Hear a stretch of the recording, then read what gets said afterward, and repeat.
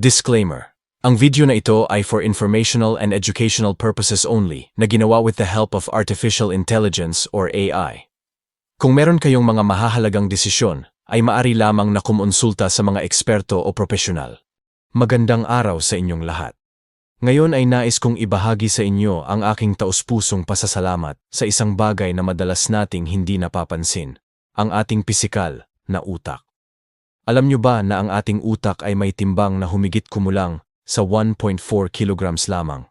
Pero sa maliit na organong ito, naglalaman ito ng halos 86 bilyong neurons na nagbibigay sa atin ng kakayahang mag-isip, makaramdam, at mamuhay ng may kahulugan.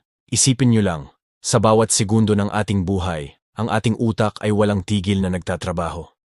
Kahit tayo ay natutulog, ito ay patuloy na nangangalaga sa ating katawan.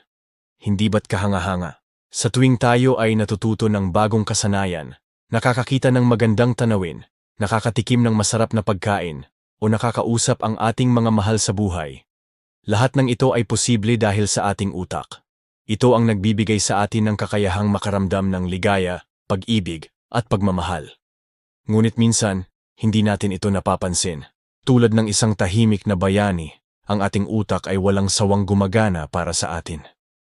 Kaya naman ngayon, nais kong magpasalamat. Salamat, aking utak, sa pagtulong sa akin na matandaan ang mga masasayang alaala kasama ang aking pamilya. Salamat sa pagbibigay sa akin ng kakayahang magsulat, magbasa at umunawa. Salamat sa pagpapanatili ng aking mga pangarap at mithiin sa buhay. Ngunit hindi sapat ang pasasalamat lamang. Kailangan din nating alagaan ang ating utak. Paano nga ba? Una, bigyan natin ito ng sapat na pahinga.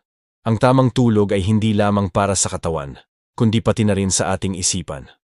Pangalawa, pakainin natin ito ng masustansyang pagkain, mga prutas, gulay, at pagkaing mayaman sa omega-3.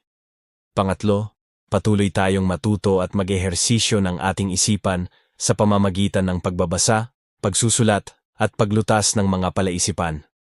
Ang ating utak ay isang kahangahangang regalo. Ito ang nagbibigay sa atin ng kakayahang makita ang ganda ng mundo, maramdaman ang init ng pag-ibig, at maunawaan ang lalim ng buhay. Sa bawat sandali na tayo ay nabubuhay, ito ay kasama natin, gumagabay, at tumutulong. Kaya sa mga nakikinig ngayon, hinihikayat ko kayong magpasalamat din sa inyong utak. Bigyan ito ng pagpapahalaga at pag-aalaga na nararapat dito. Sa simpleng paraan na ito, binibigyan natin ng kahulugan ang bawat sandali ng ating buhay. At bago ko wakasan ang video na ito, nais kong magpasalamat sa inyo sa inyong oras at pansin. Kung nakatulong sa inyo ang mensaheng ito, huwag kalimutang mag-like, mag-subscribe, at i-share ang video na ito sa inyong mga kaibigan at pamilya. Mahalaga ring i-ring ang notification bell para hindi kayo makaligtaan ng ating susunod na mga video. Tandaan, ang ating utak ay hindi lamang isang organ, ito ay ang sentro ng ating pagkatao, ang tagapag-ingat ng ating mga alaala, at ang gabay sa ating kinabukasan. Alagaan natin ito ng buong puso at pasasalamat. Hanggang sa muli, mga kaibigan. Ingat palagi at pagpalain tayong lahat.